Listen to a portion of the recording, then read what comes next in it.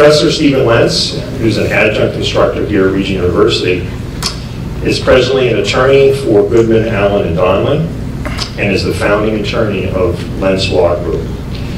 Steve guided his firm to become a boutique business and estate planning practice, serving clients in the areas of corporate formation, complex business transactions, entertainment law, intellectual property, nonprofit law, foundation and church ministry representation, simple and complex estate planning, and other law. I'm already tired. What a portfolio. He has counseled corporations and nonprofit organizations in both the United States and around the world. In prior incarnations, he was a highly successful executive in the TV industry and the marketing industry. In other words, Steve knows his stuff. Come on up here, Steve. We're going to looking forward to hearing you.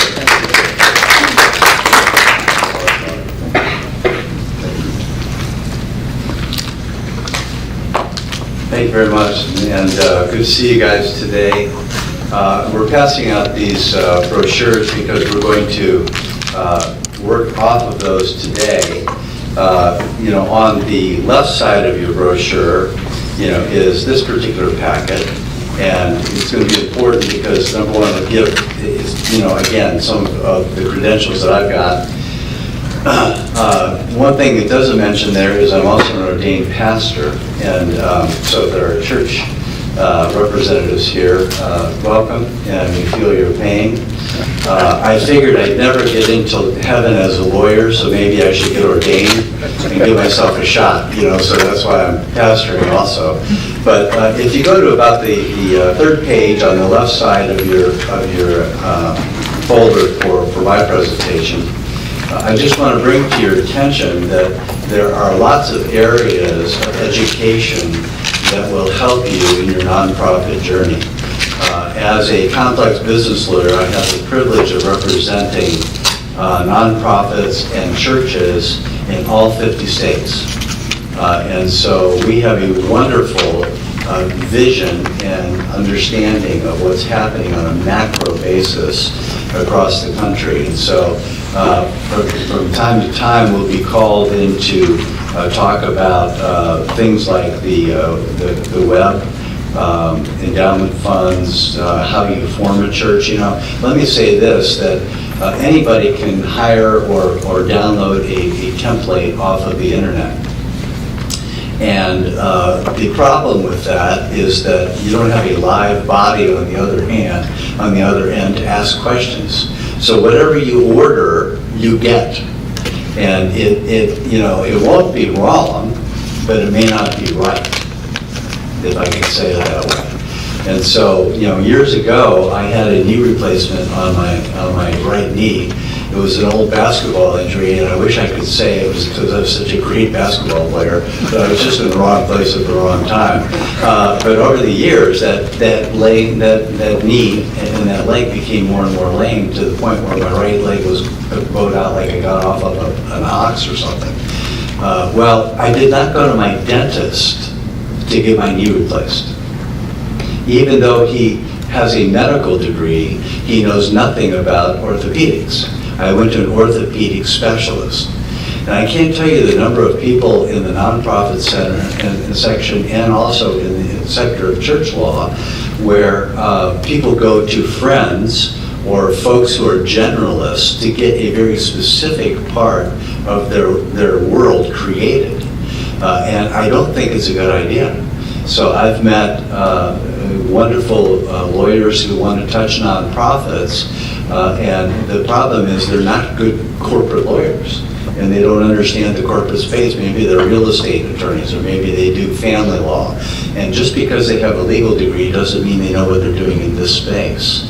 I've also met a lot of well-meaning Christian lawyers in churches and organizations, and because they're a lawyer, then the organization asks them to touch their documents. But again, they may not be good corporate lawyers. And so, we all have areas of concentration. And so find somebody who is in this space if you're going to form your organization. If you've already formed it, then really come back around and have somebody check your formation to make sure it was done properly. I was approached by a pastor in Portsmouth, and he had been rejected for his 501c3 application by the IRS, which is really tough to do because churches are automatically exempt by the Constitution. So to have a church that was kicked out, was really radically wrong. And the guy who had filled out his 501c3 application, he had a dream to be involved in rescuing victims of sex trafficking and these different things. And so in his application, he put every dream that he had in, which included every country that's on a watch list for the United States. And so his simple little application, he'd never been out of Portsmouth. This was just a dream. And now his application got kicked to Homeland Security and all over the place. And when I talked to the IRS agent on the phone, who's probably my age and been working on it forever, he just laughed. He said, "I know, Steve." He said, "It doesn't make any sense, but now it's a part of his permanent record." And it took me over a year to correct that. We got his approval, but there was no reason why any of that should have been in his application. But they went to someone who didn't know the space. So again, the formation, starting out right, is a big deal. Legal steps for forming a nonprofit. Who owns the sermon? One of the things that one of our presenters is going to talk about later is intellectual property. It's a big deal because there are all kinds of intellectual property rights that are flowing through a nonprofit organization. And so, for instance, maybe you just had the best website in the world created, and you paid a lot of money for that. I've had major charities and organizations in this area approach me, and they say, "Well, we paid thousands of dollars for this website, and we just got another bill this year for the same website. We thought we bought our website." Well, unfortunately, according to common law intellectual property, the creator of a work owns the work. So if your webmaster created your website, he owns it, unless you have what's called a work for hire agreement that says you own it, I paid you for it, now you're transferring the ownership to me. So I said to the organization, unfortunately, you don't own that website, you have a license to use his website. And now you have to pay again. These are important things for nonprofits to consider, and that's why this page can be valuable to you, okay? The next page right behind it is kind of a checklist. And again, if you're in charge of a nonprofit, if you're starting a nonprofit, these are things you want to consider. When was the last time you looked at your articles, or your minutes, or your contracts? Short and long term. One of the things that is important, because you have a fiduciary responsibility, it's a public trust. A nonprofit is not owned by anyone. It is managed by a board of directors. And those board of directors have a fiduciary responsibility of public trust for that nonprofit 501c3 organization. And so when you enter into a commercial lease for a space, you need to have that space, that lease reviewed. Because the landlord, I guarantee you, if he puts a lease in front of you, there's nothing in that is in your favor. They drew up the lease. And just because it's written and looks really pretty doesn't mean you can't negotiate it. And so there could be all kinds of problems sitting in there that can really hurt you later on. One of the things that you want to have a good specialist look at is what's the exit strategy. If this doesn't work, how do you get out of it? And that's where a review of the leases and the contracts comes in, your tax returns, insurance policies, your licenses, the registration of copyright and trademark. Again, one of the things that Ken's going to talk about later on, but intellectual property, do you own the name of your organization? And you spent all this money to create a really cool logo, you trademark names, you copyright content. And those are things that, again, intellectual property rights, there's value in that. And that's something that needs to be reviewed. So again, go to a specialist, somebody who knows the drill. And then I put it just behind that is a 501c3 for you. And we can talk about that some other time. So my contact information is in there. and feel free to access it. My space today, in the minutes that we have, is to talk about nonprofits and politics. And I've got a white paper for you on the other side, okay, on the right side of your folder, to talk about this particular space. Why does it matter? Because first of all, politics rolls through our system every 2 years. It affects our communities, and there are things that you cannot do as a nonprofit tax-exempt entity, and if you do them in the political area, you will lose your tax exemption. So that's a pretty big deal, right? Yeah. That's one thing you don't want to do. You just work really hard to get it. Let's not lose it as you come into a political arena. So let's just talk about this space, and then we'll do a Q&A if you want to, okay? First of all, you need to understand that as an individual, the leader of an organization, you have individual constitutional rights. You have freedom of speech. You can talk about anything you want to as an individual. You can advocate any position. You can support candidates. You can put a flag or a sign in your front yard as an individual. But in representing the organization, you cannot do certain things when it comes to political activity. And so you need to think of which hat you're wearing at all times.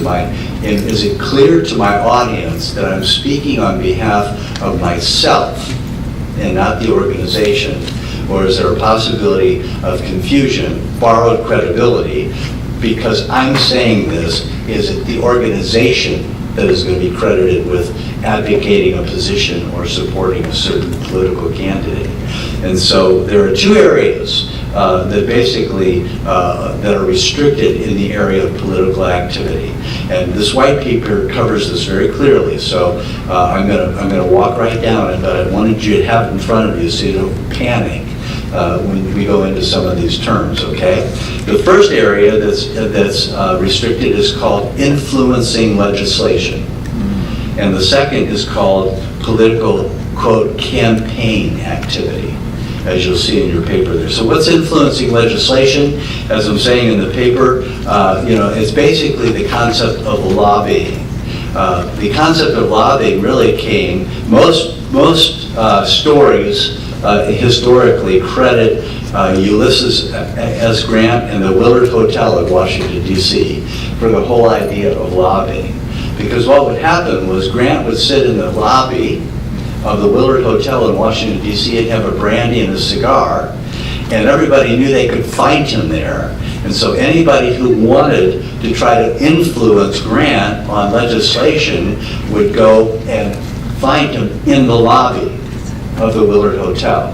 And that's where the whole idea of lobbying came in. But the visual is important. You've got an important political individual, and you are going to address him, chase him down, corner him in some way, shape, or form to influence what he's going to do in legislation. That's the idea of lobbying, influencing legislation. It includes backroom deals with politicians, directly contacting politicians or paying someone to contact them, trying to influence their position on legislation. Urging your congregation or your organization to propose or support or oppose legislation. That is influencing legislation. There are restrictions on that. If you're going to be a 501c3 tax-exempt organization, your purpose as a tax-exempt organization in a 501c3 is not to influence legislation, but to conduct something for the public good. If you want to influence legislation, there's a C4 that you can create. There is a tax-exempt organization that does nothing but that, but you have to declare that. But if you're in the C3 space, you can't be involved in opposing or approving or trying to influence legislation. If you advocate generally for adoption or rejection of certain legislation, you can't do that. So there's a bill coming down that's going to approve same-sex marriage in Virginia. We oppose that. That's influencing legislation. Influencing legislation, all right? That's different from saying we oppose abortion, taking a position on an issue. But when you're targeting legislation, that's an area that's restricted as a nonprofit tax exempt organization. And that means any communication, whether it's preaching or newsletters or bulletins, any of that is restricted. So the question is a nonprofit completely restricted from influencing legislation? The answer is no. You can be involved in a little bit of it, but it has to basically not be the focal point of your organization, and that's what we call a facts and circumstances test. When you put everything together, does this look like basically the thing your organization or your church is involved in is constantly being involved in trying to influence legislation? There's no bright line test, but basically, if your organization, time, talent, money, employees is 5% or less involved in anything to do with influencing legislation, you won't run afoul of the IRS regulations. So you can do a little bit, but you better not make this the focal point of your organization, or you'll lose your tax exemption. Now who's going to gripe about it? Who's going to do this? Maybe a political candidate that feels like you harmed him or her because you took an opposite position. Maybe a disgruntled organization member or a congregant who's just mad at you in general, and they want to lob in a complaint with the IRS. All they do is political activity. All of a sudden you're in the middle of an audit, and the IRS is looking at your operations, and they're going online, looking at your social media, they're pulling up your sermons, and they're looking at everything you're doing. That's generally how it'll happen. So you just want to make sure, if you're involved in influencing legislation as an organization, it's a restricted area, and you better not be doing too much of it. There are other ways to do it. Don't do it through your organization. Okay? So the first part of influencing or activity in the political area is influencing legislation. There's a bill coming down. We're going to take a position on that bill, and we're going to oppose it or we're going to support it. This is not the space to do it in under your organization's mantle. Okay? The second part, is political campaign activity. We're in the middle of, the November elections. There are local guys and gals that are running. There are state, there is federal, and understand this applies to all candidates in any office. And so it doesn't matter whether it's local or whether it's state or whether it's federal. The organization, it's an absolute restriction against being involved in a political campaign if you want to be a tax-exempt organization. If you're making contributions, if your organization is making contributions for a political candidate, that will endanger your tax-exempt organization. If you're making public statements in favor or against a certain candidate, that's political campaign activity. It's absolutely restricted on all fronts. If you allow candidates to use your facility and you don't make the facility available to everyone, then you have now opposed or you have endorsed a certain candidate. You're involved in political campaign activity, and it will violate the IRS rules, and it can actually endanger your tax-exempt status. So, the church that I've gone to for years, and the way we do it at our church is during the political season, we want the candidates to come in and introduce themselves to the church because we feel like it's good for the people to meet the candidates. However, if we invite one in, we have to invite everyone, and everybody has to understand that's the deal. And so we had a family walk out of one church that I was a leader in years ago because a candidate who was completely diametrically opposed to the church's position on right-to-life issues and abortion issues was presenting in front of the church. And they said, this is wrong, you shouldn't have let him in the door. Everything he stands for is the antithesis of what we believe.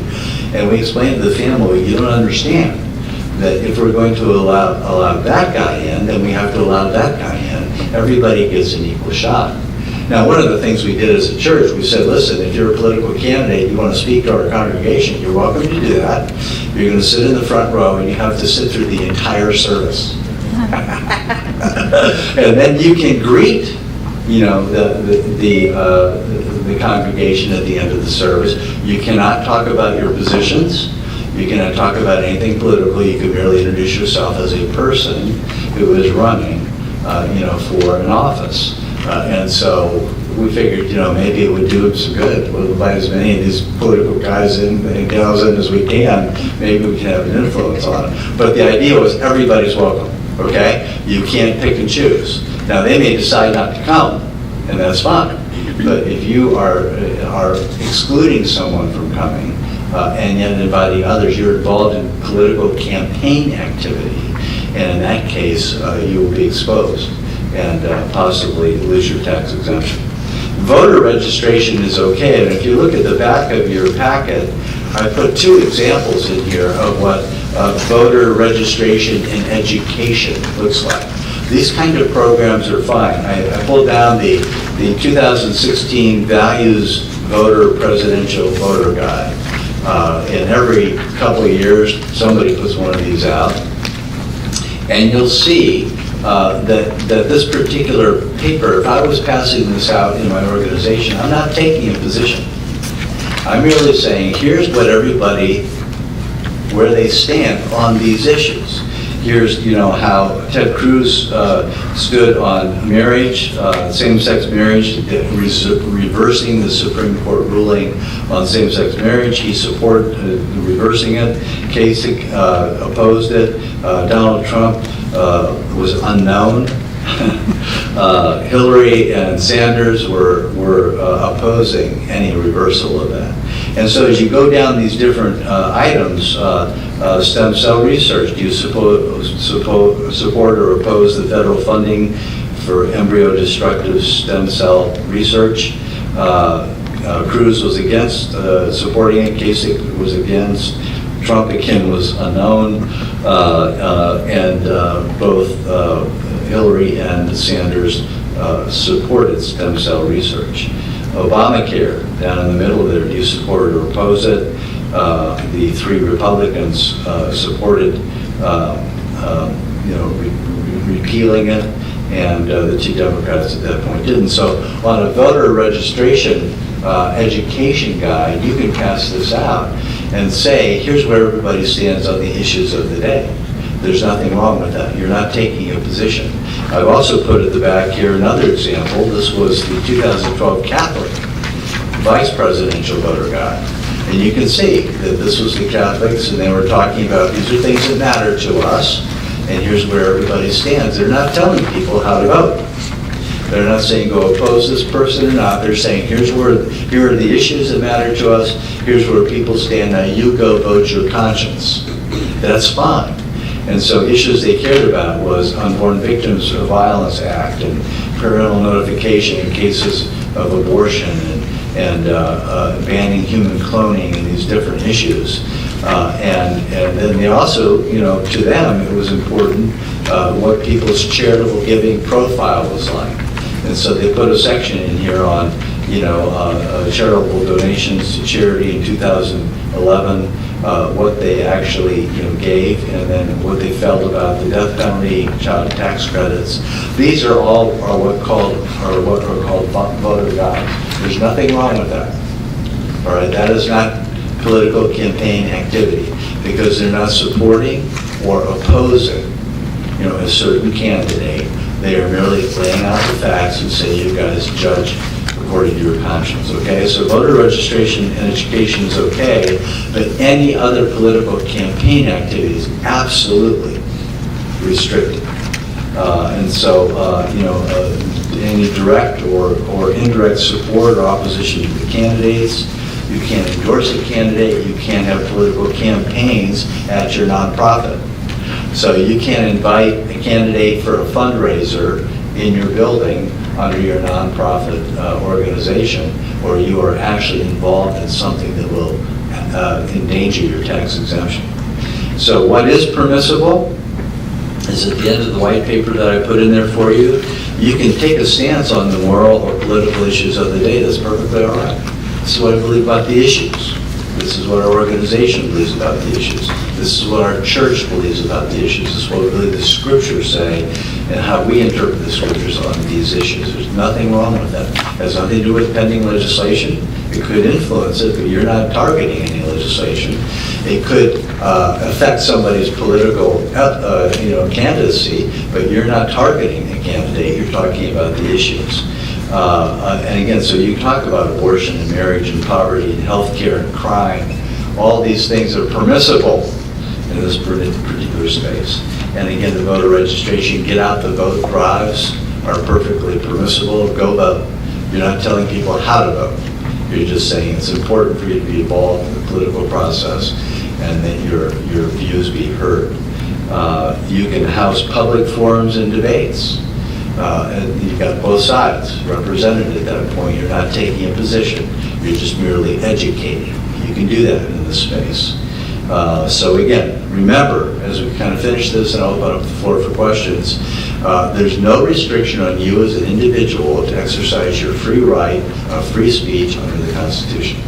But it's extremely important, if you are a leader of an organization or identified as that when you speak, that you start with the disclaimer, I am not speaking on behalf of XYZ charity or XYZ organization or XYZ church. I'm just telling you, as Steve Lentz, the individual, I am concerned about, this particular person's stance on whatever issue.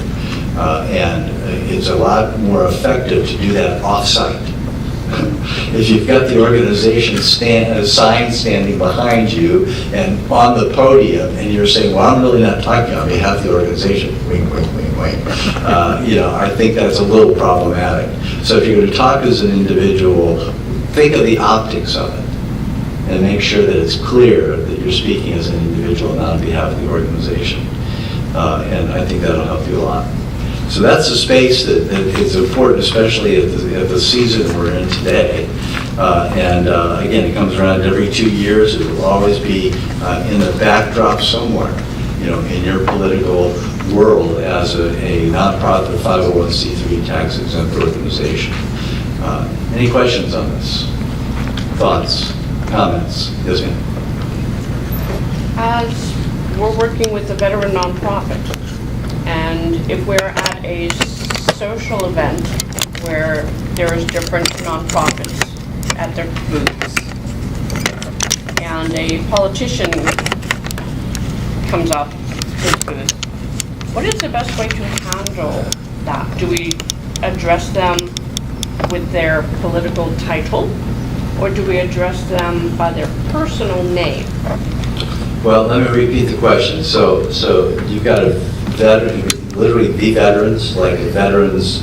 Assisting veterans, okay, organization. And you're having a meeting, and there are I assume, vendors or yes, opportunity for people to set up their stuff.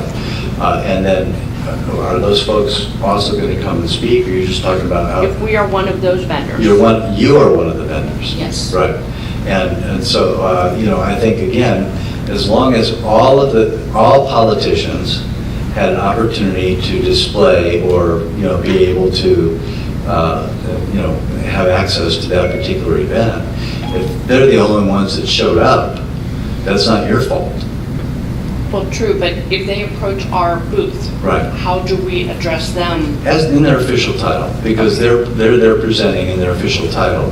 The important thing is that you didn't come to an organization where only, a Democrat was invited or only a Republican. At that point, you don't want to have an actual visual of you having a discussion with them. You'll notice this a lot on the newscast where they say, we invited so-and-so, but they declined. That's why they're doing that, because they're saying, we're not favoring anybody. These are the only guys that showed up. Yeah, it's a great question. Anybody else in your world where these things affect you in any way? Got a question myself. Yes. In this world of social media, everybody's taking selfies. How about they show up to and the office my nonprofit, and here I am with my selfies, and this is me, and so and so. how does that play in the world of nonprofit and the gray line of politics and? Yeah, and again, I think as long as in your comment on the selfie, you don't say, this is a great guy, vote for him. Just say it was a pleasure to meet Congressman so-and-so at the blah, blah, blah, organization meeting or whatever. There's nothing wrong with that. You're not endorsing him, you're not opposing him. Or, I finally met this guy and I told him what I really thought, selfie. So again, you need to be cognizant of how neutral you need to be. Again, it's important for the organization to be seen as a player. And so obviously, you want that bar of credibility of saddling up next to somebody knows, say, hey, I'm part of the gang, I'm part of the crew here. And that's just the way life is. I mean, shameless self-promotion is the name of the game for most of us because we need our organizations, people to know we're there, But I just think it's careful than what you say in the text. This is the greatest congressman. I'm so glad he's running. Go out and vote for so-and-so. That would be a mistake. But it was nice to meet Congressman or Congresswoman so-and-so at, the latest meeting. And I appreciate our politicians. Something like that would be a good way to use that moment. Yes. So that same thing would apply to some video that a nonprofit would have produced, or if they did a Facebook Live or something like that, because videos all over the place now. Right. So that you have to be careful when you do a video to have those kinds of neutral understandings in. That's right. And remember, the videographer probably doesn't have a political position, on that particular moment. So ultimately, the responsibility for what hits the air is with you. And so you've got to look at it in terms of not just is a good video and, is my hair in place, or is my zipper up as a guy or whatever, but the real point is what does it look like for the organization? And can this be interpreted that we're supporting someone? And so editing that properly so that you're aware that this is a big deal in the space. And I've got to be cognizant of how this is going to be taken. You'll never be sorry for taking a conservative stance on this. So if you have an option for A or B, pick the conservative one. Because again, it's a pretty big penalty to have your tax exemption revoked for being involved in political campaign activity. Anybody else? Yeah, behind you, Steve. Yes, sir. This mic is on here. Yeah. The history of this too is really, really interesting because you go back in history, we talk about the Johnson Amendment. And the Johnson Amendment was, I think when Senator Lyndon Johnson, or President, introduced an amendment banning churches really from obviously influencing the political process. And the Trump administration has proposed legislation that would actually eliminate that. What's your sense in terms of, first of all, from a political standpoint, is that likely to happen? And if it did, if they eliminated the Johnson Amendment and enabled churches and other nonprofit organizations to be more explicitly political, how do you think that would change the landscape for churches? That's a great point. This was passed as law. Its enforceability has been languishing. This area is something that the IRS has not really been tasked with being, super vigilant on. It's really the extremes where all of the problems come in, where a church is basically, the bigger the organization, the bigger the church, the higher the profile, the more problems it is if that church is going to run afoul of this. Most of us in our little organizations, nobody's going to hit us on this. But it's, like I said, it'll usually come up through some disgruntled employee or some candidate who feels like, they were really affected.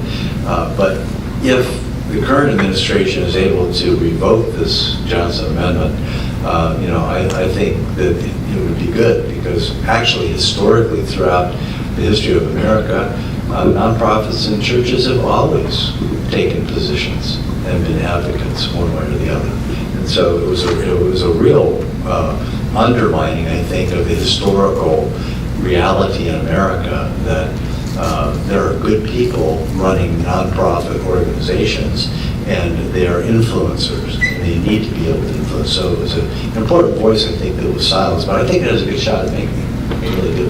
And we'll see what happens in the November elections in 2 weeks, as far as which party really runs it. But the current administration, I think, if they stay in power, probably has a pretty good shot at that. But again, I'm not advocating one or the other, but I think that, there's probably more of a sentiment to back that up than not if they stay in. Thank you. That's right. Well, listen, you've got all my contact information, you know kind of what we do. It would be our honor to be able to represent you. Nonprofits and churches all have all of the moving parts of any other corporation in America.